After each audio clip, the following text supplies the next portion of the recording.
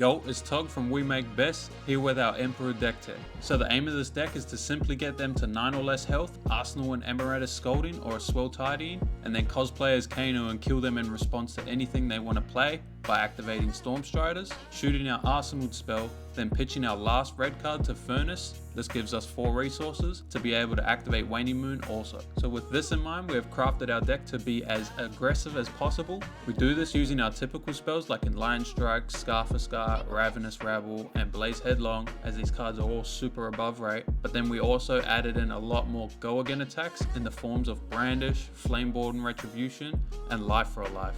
Along with these go again attacks, we also run Belittle and Flamecall Awakening. These are easily the best 1-for-3 go agains, as these cards have the upside of being able to fetch another card to our hand, which we can then pitch to Furnace for even more resources. So the reason we run all these 1-cost 3 attack go agains is because pitching a red to any of these cards gives us the ability to activate Flamescale Furnace. And then when we activate Flamescale Furnace, since there's a red card in our pitch zone already, this will now gain us 2 resources, essentially negating the cost of our first spell, as well as letting us follow up with things like CNC, Swell Tidyings, Voltic Bolt, Emeritus Scolding, or just simply using our hero ability. Since our deck is built around abusing Flamescale Furnace activations, we can easily activate our hero ability to end the chain with a powerful on hit, or simply just use it to fix our awkward hands. Then also, as well as the Emeritus Scoldings, Voltic Bolts, and Swell Tidyings, we also run 2 of Aether Quickenings and 2 Scolding Rains. This just gives us more options to present arcane damage to opponents that don't bring AB, and then these wizard cards, when paired with all of our attack actions, allows us to punish players that don't bring AB by prioritizing our wizard spells during the match. But for opponents that do bring AB, we can just pitch our wizard cards and prioritize attacking with our attack actions instead. This split of physical, arcane, and on hits are extremely awkward to block for the opponent. Then all we have to do is just keep presenting these awkward attack cycles until the opponent falls to 8 or 9 health. Then we finish them off with the combo kill. To back up this plan, we run the highest blocking equipment possible. We run Arcanite Skullcap, Flamescale Furnace, Brave Forge Braces, then Stormstriders for the combo kill. Our main weapon of choice is Waning Moon, but have access to Jabil in the sideboard for both the wizard matchups and matchups that just have AB built into their kit. This equipment suite allows us to keep our 4 to 5 card hands while still being able to block out our opponent's key cards. So now that you understand the deck, let's get into some gameplay and show you how strong it is. Alright, so let's get into this game. I didn't play this game. This is the bro Balake. So we're going to do a quick little review of his gameplay on the deck. So the opponent's going first. He's starting off with the Spreading Flames. Something else to note is they also have no AB, so we're probably going to look to prioritize using our wizard spells if we can.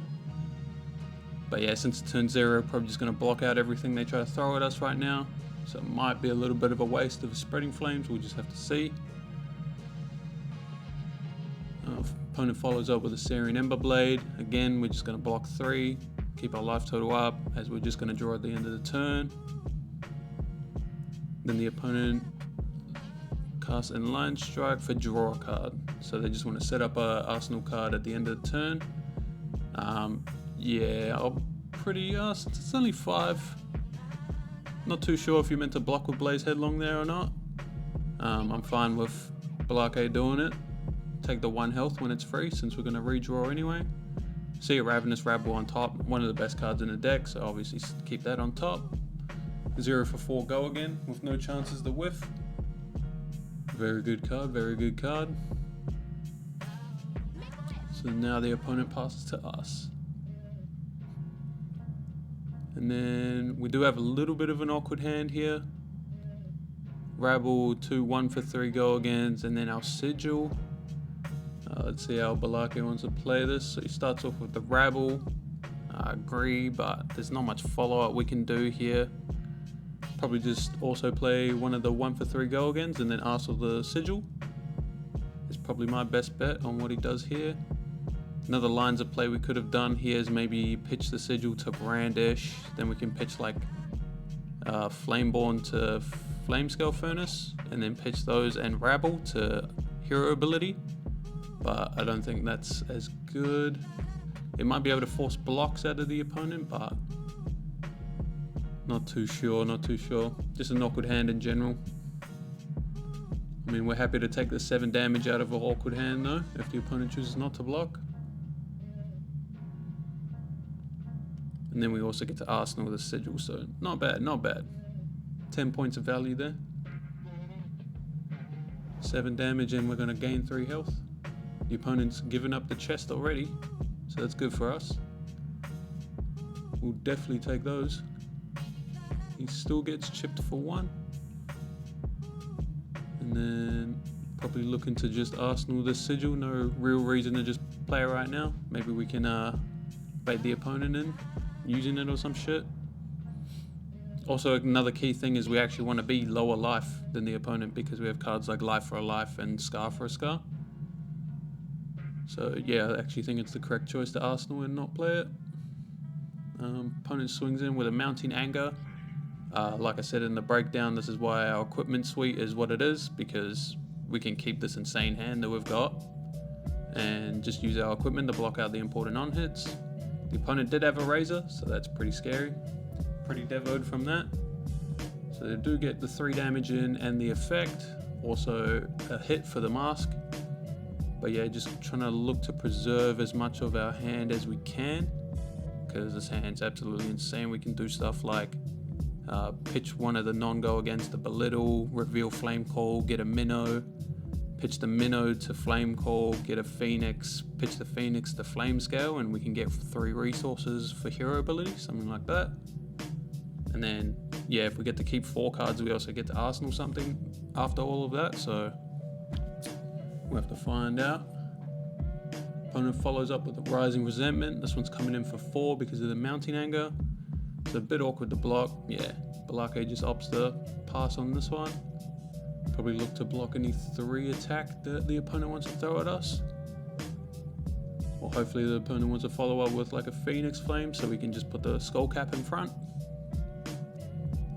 Instead they opt for a 0 for 3. Sending in the Head Jab, so pretty easy block with the Command and Conquer. Kind of sucks because we're not going to be able to get an Arsenal on our next turn, but pretty happy to stop the Master Trigger off the fire.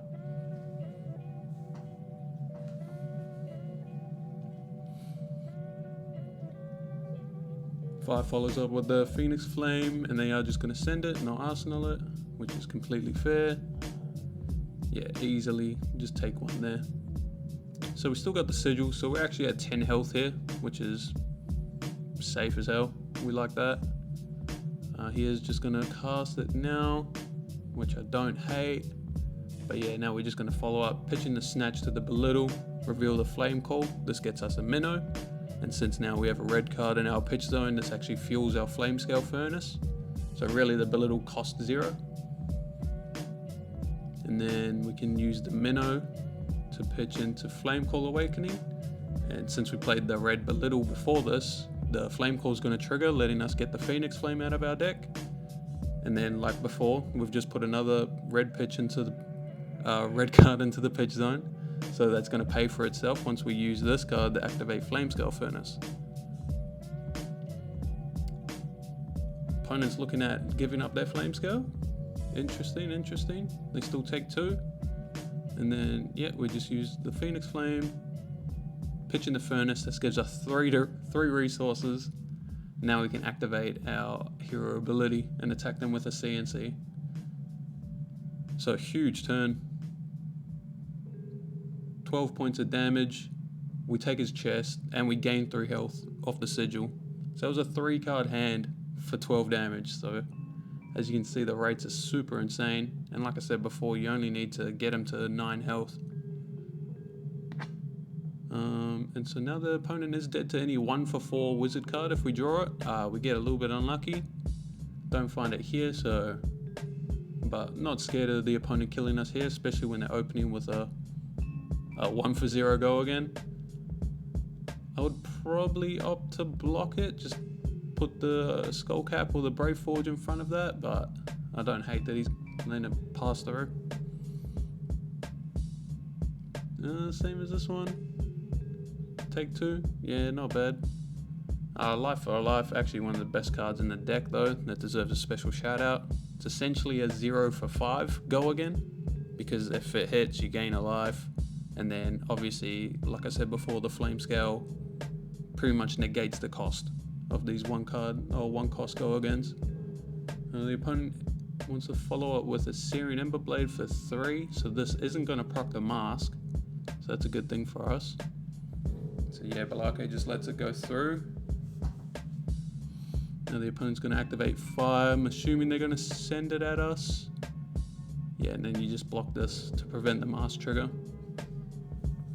Note the opponent had to do it in that order to have 3 Draconics on the chain link in order to bring back the Phoenix, since they only have that yellow. But yeah, so we get back to our turn with 4 cards.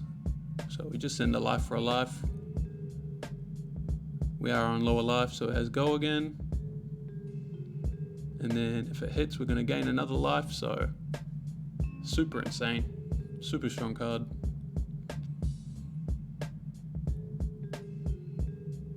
Opponent's just in that spot where they're just waiting to die though, since they're on less than 9 health with no AB. As soon as we find a wizard card, we can just shoot him at it. Shoot it at him.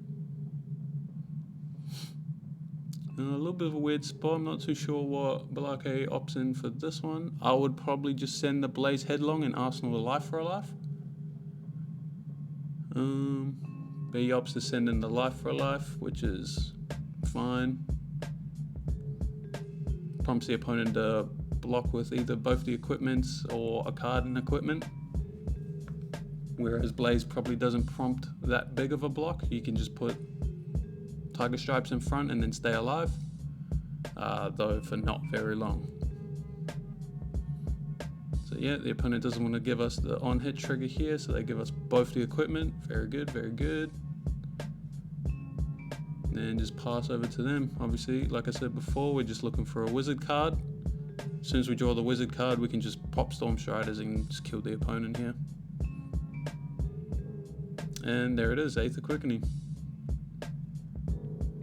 So now as soon as the opponent wants to play anything, Balake should prompt his Storm Striders. Yeah, there we go. So sees the line. So we just pitch anything to the Storm Striders. Now we can play our wizard card as an instant this turn. So we just shoot Aether Quickening at them, pitching another red.